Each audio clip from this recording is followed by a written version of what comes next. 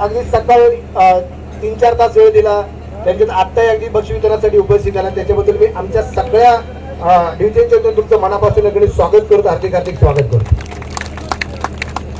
2 मनोगत निश्चितप्रमाणे झालेच आहे, पण आता एक मला अशा व्यक्तीचं मनोगत घ्यायचं आहे. पाटील साहेब,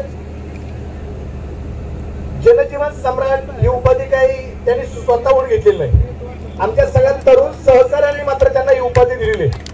जनजीवन सम्राट आहे, युवक हृदय सम्राट आहे, हृदयावरती राज्य करणारा माणूस आहे.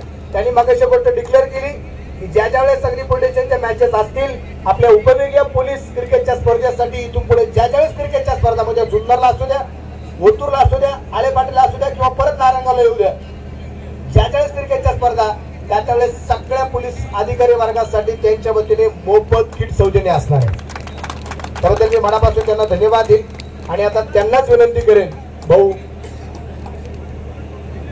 एवढं सगळं कशासाठी? काही लोकांचा स्वार्थ असतो शेलर साहेब, पण हा माणूस निस्वार्थी प्रेम करणारा व्यक्तिमत्व आहे ना, म्हणून सातत्याने या माणसाच्या चेहऱ्यावरती कधी तुम्ही त्यांचा चेहरा माहिती कधी ताणताना पाहिलं ना की काहीतरी बाबा टेन्शन मध्ये माझं काम होणं गरजेचं होतं, ते झालंच नाही, अजिबात नाही.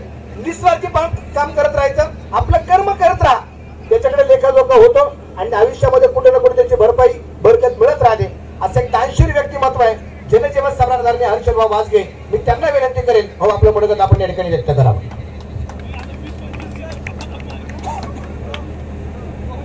मनोज भाऊ आता बोलले की मला कधी टेन्शन येत नाही किंवा ताणतणाव येत नाही, पण आज मी खरंच सांगतोय मला आज टेन्शन आलेलं आहे इथं बोलताना.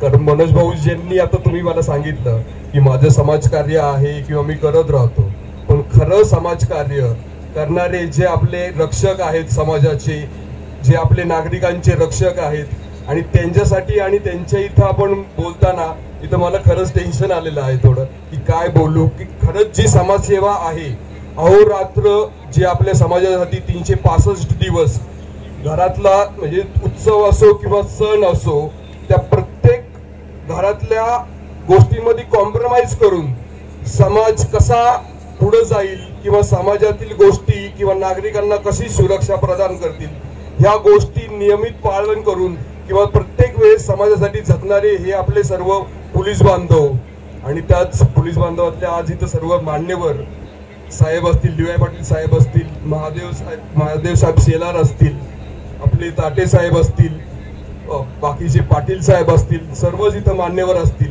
म्हणजे त्यांच्या पुढे मी काय बोलू असा मला प्रश्नच आहे. बट त्यांचं कार्य असंच इथून पुढेही चालू राहो अशी मी देवाचरणी प्रार्थना करतो. आणि निश्चितच मनोज भाऊ मला इथं सांगावं असं वाटेल की हा जो सामना होता किंवा ही जी टुर्नामेंट होती ही खरं तर समाजासाठी किंवा नागरिकांसाठीच खूप महत्वाची आहे. कारण याच्यातून जो एकोपा निर्माण होणार आहे किंवा 4 पोलीस स्टेशनमध्ये जे कोऑर्डिनेशन जे निर्माण होणार आहे त्याच्यातून नागरिकांची समस्या दूर होण्यासाठी मदत होईल, मला अशी निश्चित खात्री आहे. आणि मी इथून पुढेही मी ह्या स्पर्धेसाठी जेव्हा कधीही साहेब मला आवाज देतील मी निश्चितच माझं भाग्य मानेल की मला तिथं सेवा करण्याची मला संधी लाभेल. आणि मी खूप खूप शुभेच्छा देतो सर्व पोलीस टीमला आणि त्यांच्या कार्याला सलाम करतो मी. जय हिंद, जय महाराष्ट्र.